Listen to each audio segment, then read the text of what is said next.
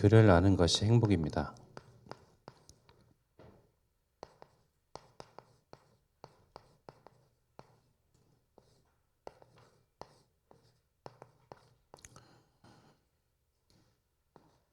왜냐면 시대 문제고, 이 시대 문제가 먼 이야기가 아니라 우리 가까이서 겪는 그런 보는 모습들을 겪는 모습들을 우리가 볼 수 있는데요. 젊은 사람들이 그 우울증을 많이 겪는다고 해요. 심심치 않게 보지 않습니까? 우리 뭐 직장 동료라든가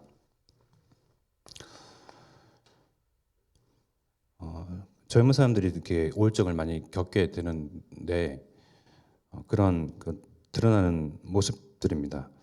우리가 우울증하면 뭔가 좀 그런 것들 있잖아요. 아, 저 사람 어디 아프다. 정말 진짜 문제가 있다. 아, 심각하구나.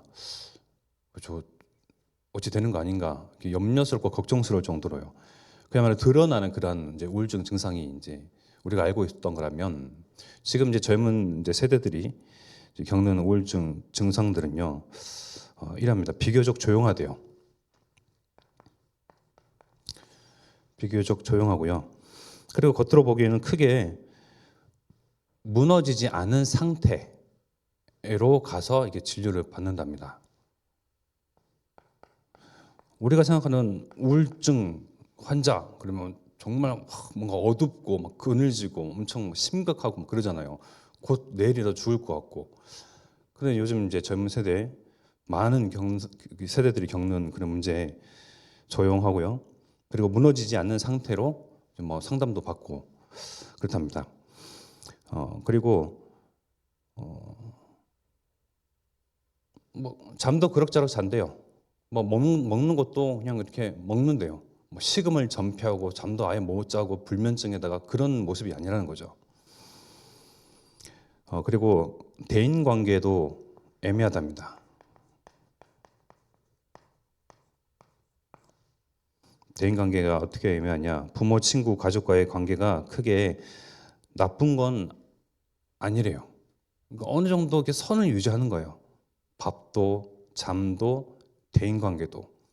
그러니까 우리가 그 전에는 알기에는 모두 다 끊어버리고 잠수 타고 막 그저 핸드폰 꺼버리고 뭐 안녕 잘 지내 잘 살아야 해 하고 문자 한 통 탁 보내버리고 아예 끊어버리고 이 사람 뭔가 좀 큰일 났다. 그러니까 이렇게 주변에서 느낄 정도로 그런 게 아니고요.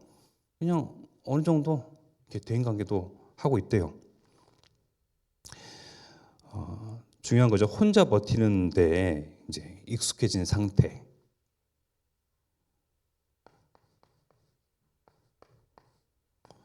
혼자 버티는데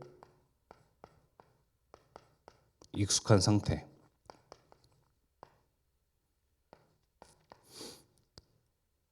뭐 주변에서 어렵다, 힘들다, 정말 도와달라, 뭐 도움을 요청하는 것도 아니에요. 그냥 묵묵히 그냥 혼자 이렇게 견디는 겁니다.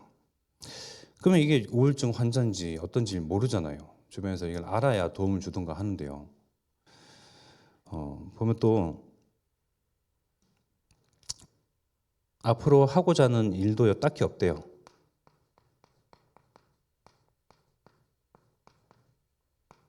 즉 소망이 없는 거죠. 꿈도 없습니다. 비전도 없어요.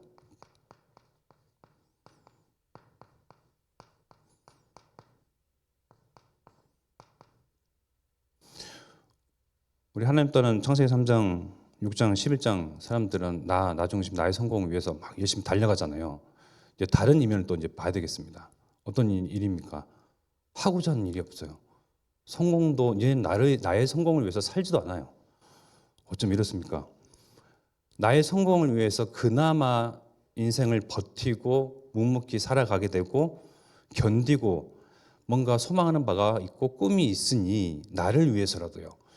그것이 이제 원동력이 돼서 살아가는 원동력이 돼서 막 살아갈 텐데요. 근데 이마저도 없어요.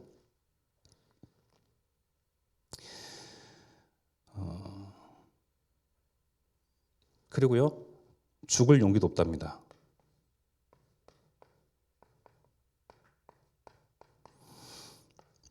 이게 시대 문제를 보면서 혹시 나도 여기에 해당되지 않나라고 이게 생각하신 분들은 마지막에 손을 번쩍 들어주시기 바라겠습니다.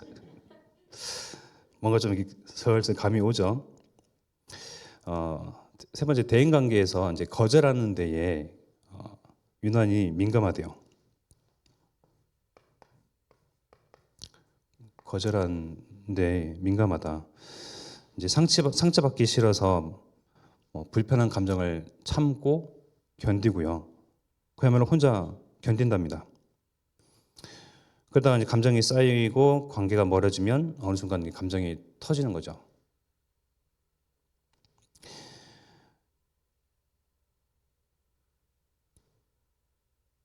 우울증 걸린 사람이 무슨 대인 관계를 해 나갑니까? 그냥 모든 것이 차단이고 벽을 쌓고 나 혼자 고립된 상태잖아요. 그런데 모든 게 애매해요. 이것도 아니고 저것도 아니에요. 직장 생활도 해요. 일상 생활도 합니다. 만나기도 해요. 대화도 합니다. 겉으로 보기에는 정상인 것처럼 보여요. 그러면서 거기에 또 이제 대인 관계가 어려우니까 거절도 못 해요. 그래서 불편함을 또 이제 혼자 감수하게 됩니다.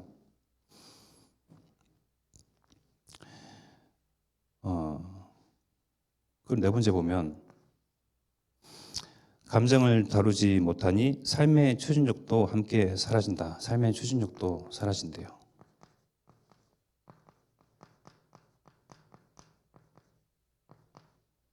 동력이 이제 사라진 거죠.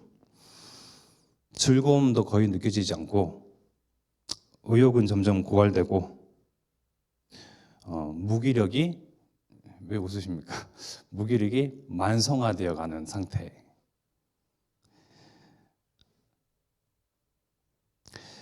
좀 이렇게 많이 있는데요. 보면 하여튼 이 모든 것을 비전형적 우울증이라고 하네요. 비전형적 우울증.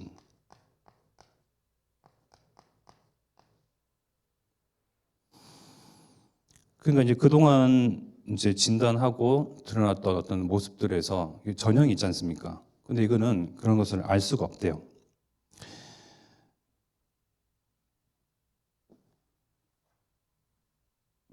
제가 예전에 어떤 저기 이제 해외에서 만났던 어떤 친구가 있는데 그 친구는 꿈이 뭐냐? 젊은 20대 친구예요. 근데 꿈이 없대요. 그냥 오토바이 하나 있고 그냥 하루하루 끼니 때울 수 있는 이제 알바 상태 유지. 이제 젊은 친구들 세대들이 그러고 이제 살고 있는 겁니다. 점점점 우리도 또한 느끼지 않습니까? 성공하기 힘들다. 개체에서 용납이 어렵다. 점점점 격차는 벌어지죠.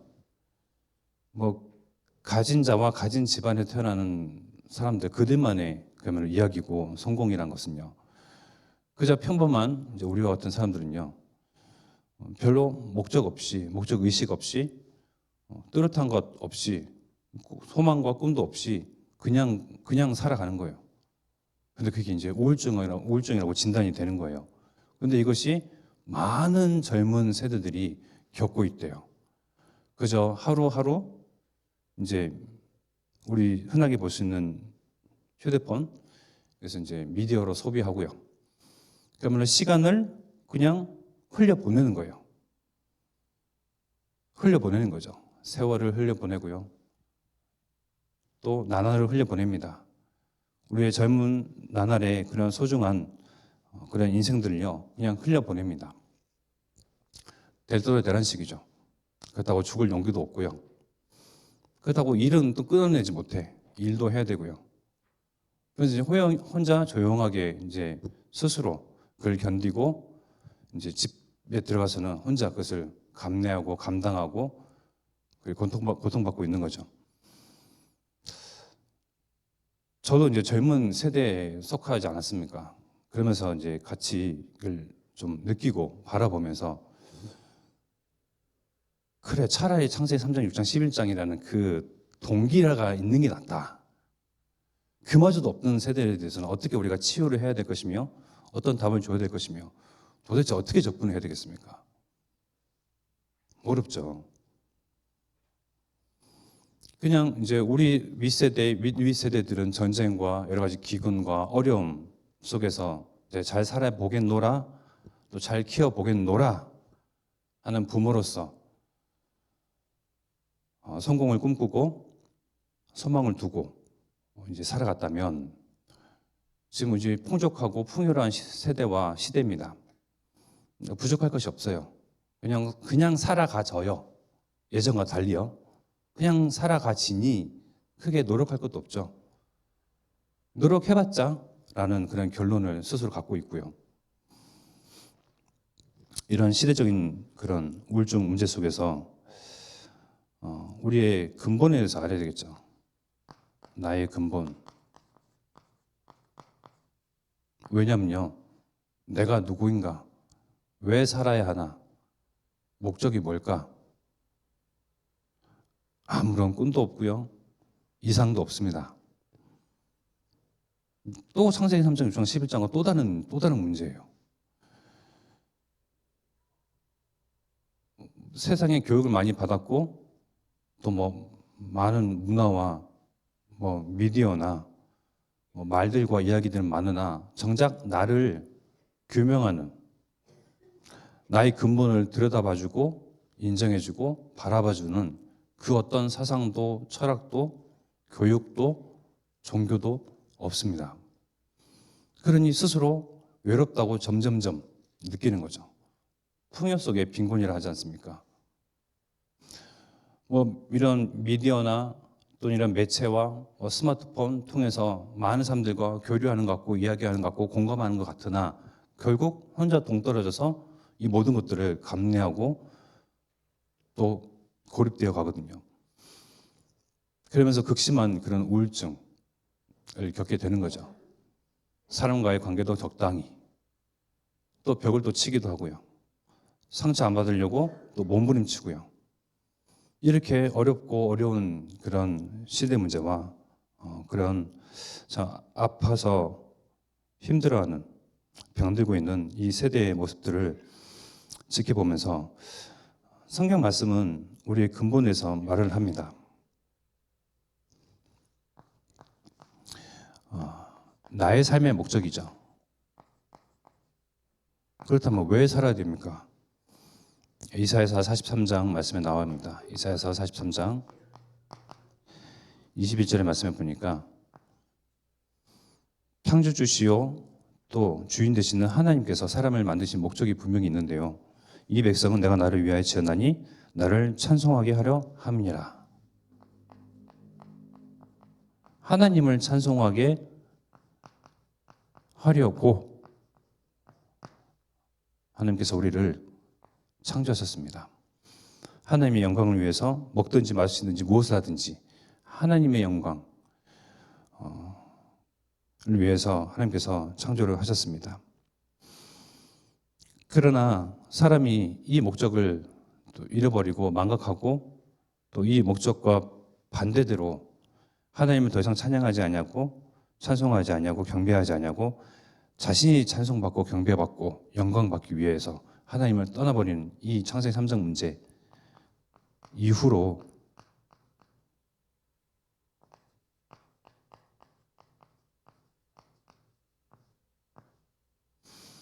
창세기 3장 문제 이후로 사람이 살아야 할 목적, 이유, 근본, 본질, 기쁨, 참 행복, 만족, 충족, 그야말로 창세기 3장 문제 이후로 모든 것을 잃어버리죠.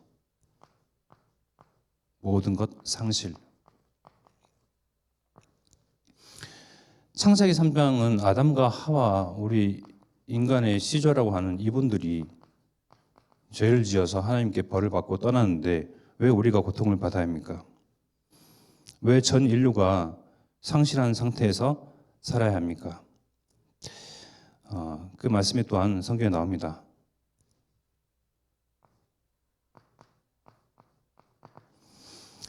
로마서 5장 12절이죠. 아담과 하와만의 문제가 아니다. 그러므로 한 사람으로 말미암아 죄가 세상에 들어왔고 죄로 말미암아 사망이 들어왔나니 이와 같이 모든 사람이 죄를 지었으므로 사망이 모든 사람에게 이르렀느니라. 아담과 하와에게만 한정된 죄와 사망의 문제가 아니죠. 아담과 하와로 말미암아 모든 사람들이 죄를 범한 상태에 그래서 하나님 떠난 상태에 이르게 됐습니다. 모든 사람, 즉 예외는 없다. 로마서 3장 23절에 모든 사람에 대해서 나옵니다. 모든 사람이 죄를 범하였음에 하나님의 영광에 이르지 못하더니. 그래서 사람은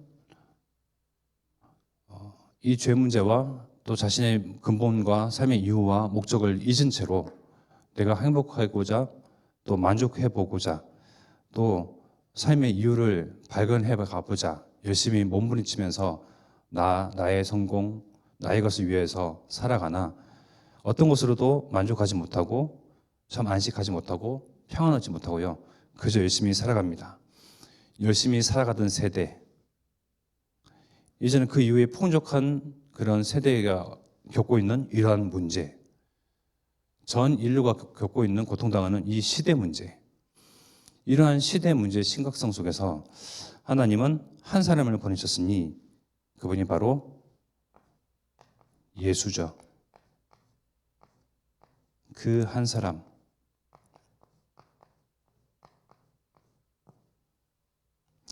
우리의 근본은 이 그 한 사람으로 말미암아 다시금 회복됩니다.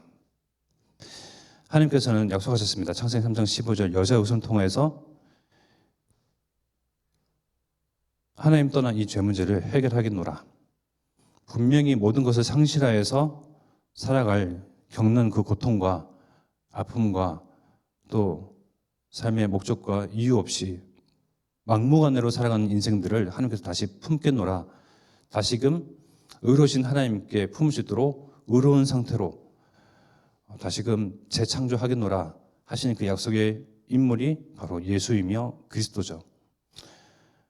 오늘 제목이 그를 아는 것이 행복이라 했습니다.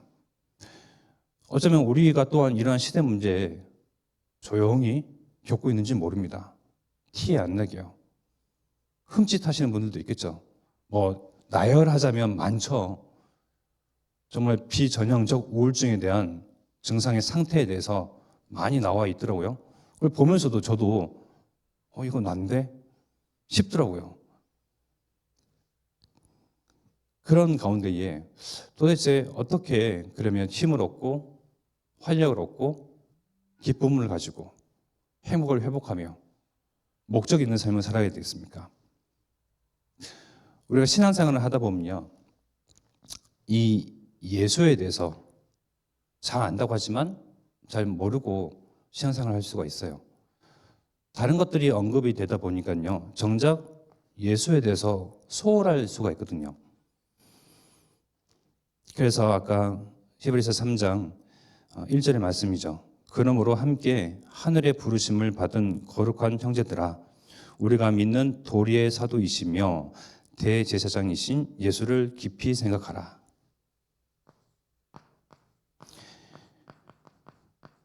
예수를 깊이 생각하라. 저는 어릴 때부터 쭉 기도하던 것이 한 가지가 있습니다. 많은 것은, 복잡한 것은 이제 외우기도 힘들고 어렵고, 그저 하나님 아는 지혜 주세요. 하나님을 알아간다는 것이 참 묘하고요. 하나님을 알아가면 알아갈수록 주시는 그 은혜와 기쁨들이 있잖아요. 하나님을 보니 내가 보이고, 하나님을 보니 목적이 보이고, 하나님을 보니 근본이 보이고, 하나님을 잘못 오해하고 있었구나. 하나님은 사랑이시구나. 하나님은 어떤 누구에게만 특정된 민족과 한 사람에게만 사랑하시는 하나님이 아니라 하나님은 전 인류를 사랑하시는 분이 맞구나. 그 하나님과 점점점 알아가지고 가까워지고 친해지다 보니까요, 이러한 상태에 나지만 조금씩 힘을 얻어가는 거예요. 목적대로 이러한 상태이지만 조금씩 힘 얻어서 그 힘 가지고 하나님께 찬양하고 예배하고 경배하는 거예요. 모든 것이 상실된 이 상태에서요, 예수를 깊이 생각하고 예수를 알아가면요, 묘한 힘이 생깁니다. 그야말로 예수 그리스도 그 안에 있는 깊이, 넓이, 높이, 길이, 그 지혜와 지식의 보화가요, 정말 어마어마하거든요.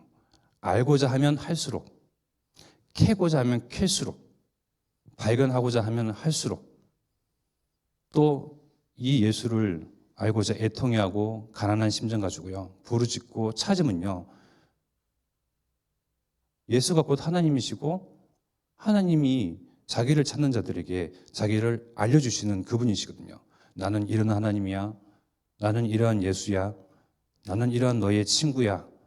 동행하며 함께하며 앞서가고 또 놓을 자리도 살피고 인도하고 지도하고 그 인생길 가운데 결코 혼자 외롭게 쓸쓸하게 고립된 채로 두지 아니하고 언제나 우리와 임마누엘 하시는 그분이 바로 나 예수야. 예수와 하나님을 알아가는 만큼 재밌는 것이 없습니다. 또 그만큼요, 나를 알아가게 되고요, 목적을 발견하게 됩니다. 목적은요, 하나님을 찬송하게 하려고요. 찬송뿐만이겠습니까? 찬송을 받기 위한 그뿐만이겠습니까?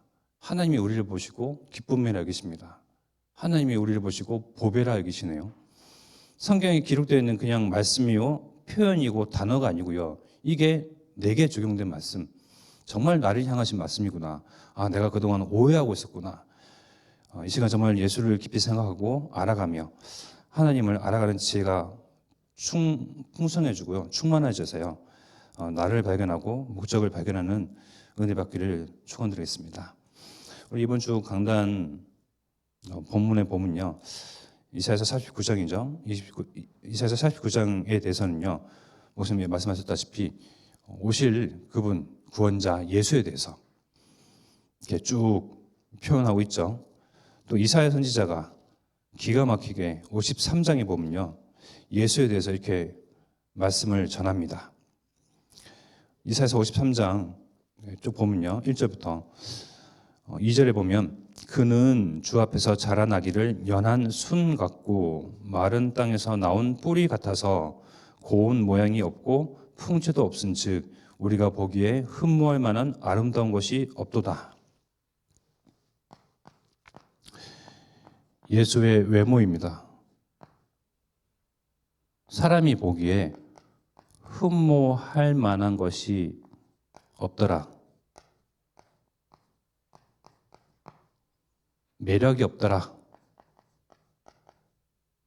사람은 눈에 보이는 것으로 반응하잖아요. 저도 눈에 보이는 대로 우리 전민영 산모가 우리 참소학교에서 제일 가장 으뜸이고 미인이시기에 제가 반응하여서 만나자, 결혼하자 했죠. 사람인지라 그럴 수밖에 없잖아요.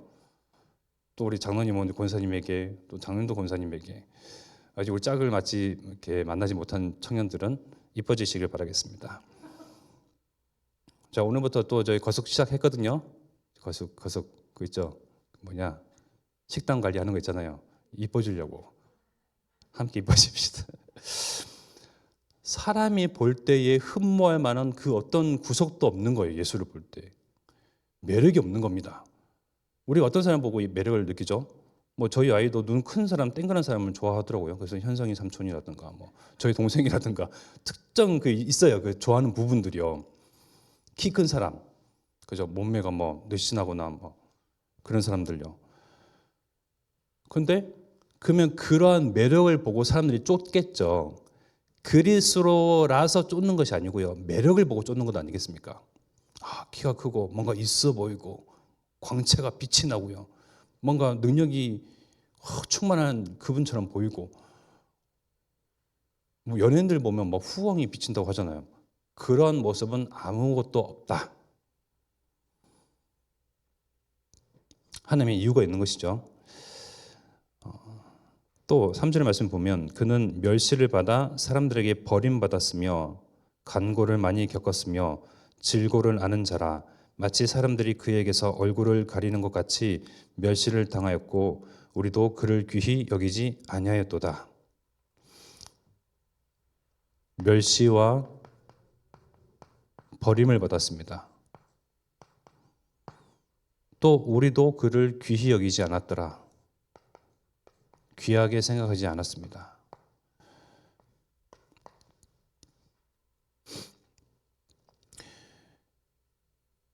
마태복음 16장 16절에 베드로가 당신은 그리스도시요 살아계신 하나님의 아들이십니다라고 고백했던 거는요, 지정신으로 한 게 아니거든요.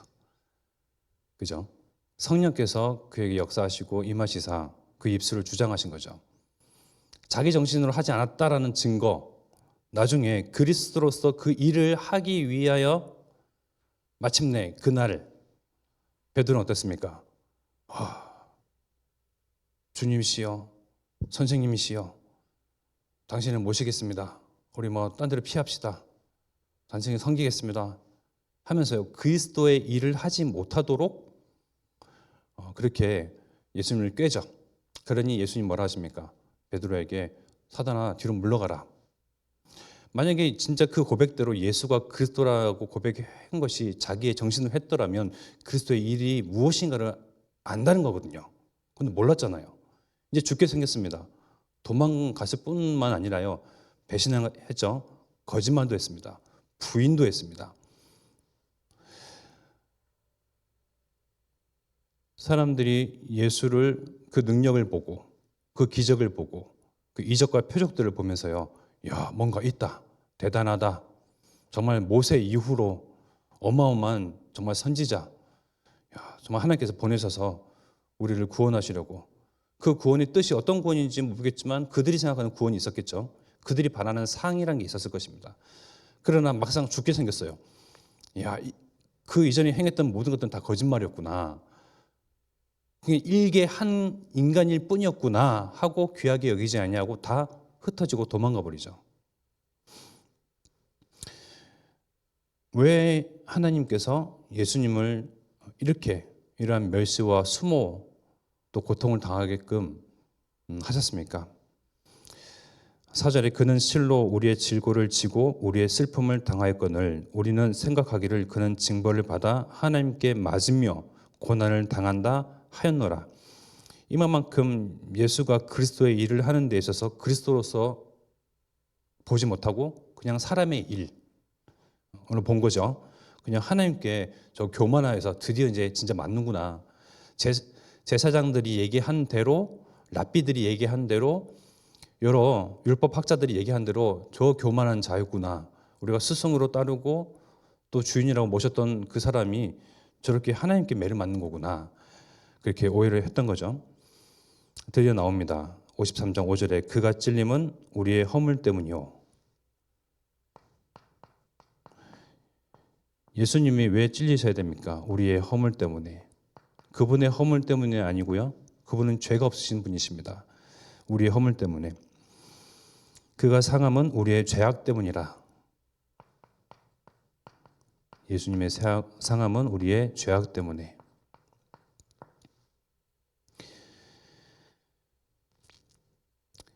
그리고 어디입니까? 그가 상함은 우리의 죄악 때문이라. 그가 징계를 받음으로 우리는 평안을 누리고 그가 채찍에 맞음으로 우리는 나음을 받았도다. 예수님께서 징계와 채찍을 맞으셔야 우리가 살거든요. 평안을 누리고 나음을 받았도다. 평화와 나음을 받을 수가 있는 방법이 찔림과 상함과 징계와 채찍입니다. 예수님이 우리를 사랑하시지 않는다면 하나님은 우리를 사랑하셔서 예수님을 그리스도를 보내실 것을 약속하시고 또 그리스도의 일을 하게끔 몰아가시는데, 예수님께서 우리를 사랑하시지 아니하신다면 하나님이 그 언약에 순종하지 않냐고 도망하셨겠죠. 회피했을 것입니다. 이 고통스러운 잔을 여기서 넘겨주시옵소서, 지나가게 하옵소서. 그 뒤에 기도말이 진짜 우리를 향한 사랑이 진심이었구나, 찐한 찐사랑이었구나 알 수 있는 것이 정말 하나님 나의 뜻대로 하지 마옵시고 하나님의 원대로 하옵소서 라고 기도하시죠. 6절의 말씀 보니까 우리는 다 양 같아서 그릇 행하여 각기 제 길로 갔거늘 여호와께서는 우리 모두의 죄악을 그에게 담당시키셨도다. 예수에게 모든 죄악을 담당시켰습니다. 그가 곤욕을 당하여 괴로울 때에도 그의 입을 열지 아니하였으며 마치 도수장으로 끌려가는 어린 양과 털 깎는 자 앞에서 잠잠한 양같이 그의 입을 열지 아니하였도다. 본디오 빌라도에게 고난을 받았다고 하는 우리 사도신경의 믿음의 고백과 함께요. 본디오 빌라도는 예수가 죄가 없다는 것을 알았습니다. 그러나 하도 성하잖아요. 이스라엘 민족이 들고 일어났거든요. 예수를 죽이라. 가장 최고형에 처하라. 십자가 형벌. 근데 1대1로 만났는데 죄의 어떤 것도 발견할 수가 없는 거예요. 그때 예수께서 입을 여셨더라면 그래 내가 사실은 무죄한데 내가 이렇게 오해를 받고 이렇게 이러한 모진 그런 수모를 당하고 있다. 나를 도와주십사. 이 뻥긋 하셨다면 도와줬겠죠. 그러나 정말 하나님께서 언약하신 바대로 그 일을 담당하시기 위해서 예수는 입을 싹 닫으셨습니다. 8절에 그는 곤욕과 신문을 당하고 끌려갔으나 그 세대 중에 누가 생각하기를 그가 살아있는 자들의 땅에서 끊어짐은 마땅히 형벌받을 내 백성의 허물 때문이라 하였으려. 그는 강포를 행하지 아니하였고 그의 입에 거짓이 없었으나 그의 무덤이 악인들과 함께 있었으며 그가 죽은 후에 부자와 함께 있었도다. 우리가 예수에 대해서 그저 단순하게 생각합니다. 네, 예수님은 사랑이시라. 하나님도 사랑이시라. 나를 사랑하셔서. 그리고 우리를 구원하기 위한 구원자. 네, 그분은 그리스도.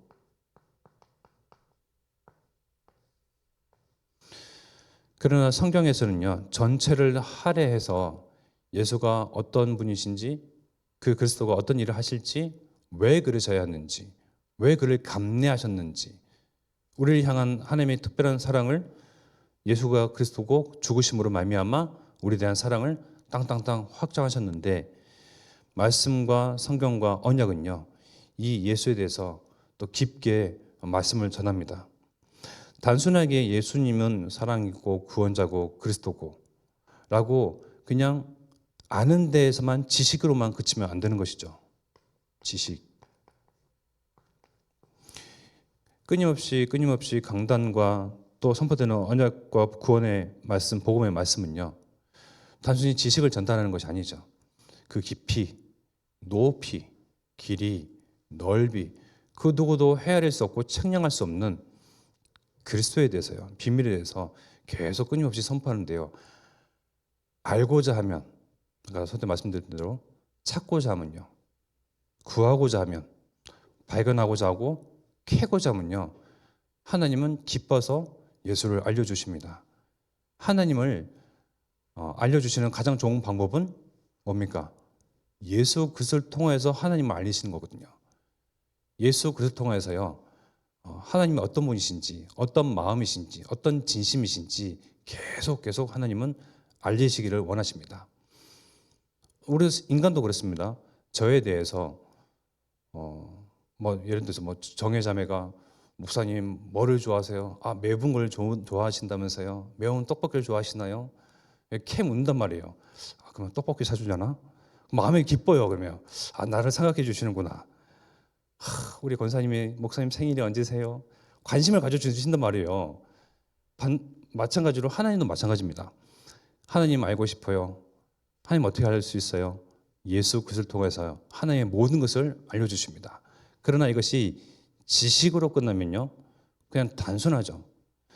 우리가 결혼을 했습니다. 그때 그 감정, 그때 사랑했던 것 같고 뭔가 뜨거웠던 것 같고 활활 타올랐던 것 같고 그 지식으로만 그때 감정으로만 딱 그치면요, 그냥 그때의 한 이벤트예요. 그러나 다시 매일 매번 또 매사 매시 매일 들여다보는 겁니다. 어떻게 나와 같은 이런 삶과 살아주실까? 배려해 주시고 생각해 주시고 너무나 감사하다. 끊임없이 감사 이유를 발견해 나가는 겁니다. 사람도 그런데요. 하나님을 알고자 하고 예수를 깊이 생각하고 알고자 하면요, 반드시 찾아오는 것은 행복입니다. 이러한 시대 문제 속에서 분명히 지금 목적을 잃어가고 있거든요. 다 잃었어요. 상실한 시대입니다. 풍요로워요. 풍족합니다. 그 가운데에 나를 만족시킬 것도 없고 뭘 해도 기쁘지 않고 뭐 반짝뜨는 영화나 뭐 미디어 그때뿐이고 시즌이 끝나면요 또 그 허망한 마음을 달래기 위한 어떤 것을 막 채워요. 사람은 그렇죠. 그러면 도대체 이 아픔과 슬픔과 이 허물과 죄는요 언제 끝납니까? 예수를 만날 때 그분이 찔리시고 상하시고 징계받으시고 채찍질 당하심으로써요. 또 죽으시고 부활하심으로써 우리를 살리시고 살리기 위해서 죽어가는 우리들을 정말 심장 정말 살리기 위해서요. 예수께서 급히 오셨고 하나님께서 언약하신 바대로 그 언약을 성취하셨습니다. 그 예수는 보좌 우편에 앉아 계시며 성령으로 우리와 함께 하십니다. 그 사실을 예수님이 제발 알아줬으면 하시는 마음이 아닐까요? 하나님의 백성들이 하나님을 잘 알지 못하고 예수를 알지 못하고 같이 시대 문제 속에서 같이 고통당하고 목적을 잃어버리고 무미건조하게 무의미하게 살아간다면 아버지의 마음은 찢어지겠죠. 그러나 이러한 시대 문제가 심화되면 심화될수록 정말 어떤 누구도 답을 줄 수 없는 그런 심각한 이런 시대 문제 속에서요.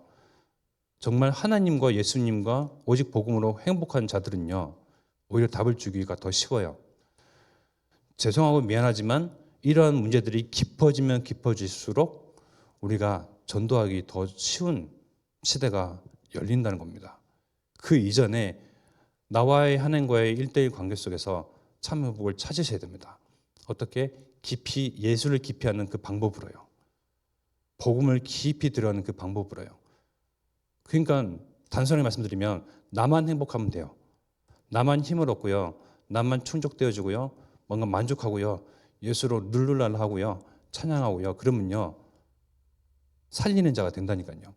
아, 이 방법이 유일한 방법이고 유일한 그 이름, 유일한 복음으로 내가 살았으니 목적을 찾았으니 모든 상실된 것을 회복하였으니 이 방법만이 살릴 거적이구나. 정말 시대와 이 약간 세대와 또 우리 현장과 지역을 살리는 정말 내게에서 있는 행복 그 이름을 전달하는 전달자 증인 되시기를 축원드리겠습니다. 이 시간 우리 마음과 중심과 생각과 양심해 주신 말씀 붙잡고 합심하여 기도하겠습니다. 하나님, 예수님을 매일매일 주의 또 말씀과 또 예배와 하나님 또한 또 기도를 통해서 아는 지혜와 지식이 날마다 풍성해지고 깊어지며 넓어지며 높아지고 하나님 또 그 지혜로 말미암아 내가 살게 하옵소서. 하나님 목적을 잃어 막무가내로 사는 인생 하나님 나의 것 나의 성공을 위해서 달려가는 그 인생 주님 이제는 주여 이러한 시대 온갖 시대 문제 속에서 너도 나도 어려워하고 하나님 고통을 신음하는 시대입니다. 그 가운데 나는 행복자로 하나님 수많은 사람들 가운데 나는 오직 예수 이름으로 만족하는 자로 또한 이 사실을 전달하고 증거하는 증인으로 우리 교회와 성도 하나님 각 사람과 렘트를 사용하옵소서. 하나님 내게 있는 이 답 유일한 답이요 유일한 복음이니 주님 모든 문제의 해결자 주여 정말 하나님 사람이 주관한 어떤 행복으로도 안식하지 못하고 만족하지 못하며 충족하지 못하는 가운데 하나님 오직 하나님의 영 예수의 영으로 충분하며 만족하며 전부임을 고백하는 전충만의 증인들로 서게 하옵소서.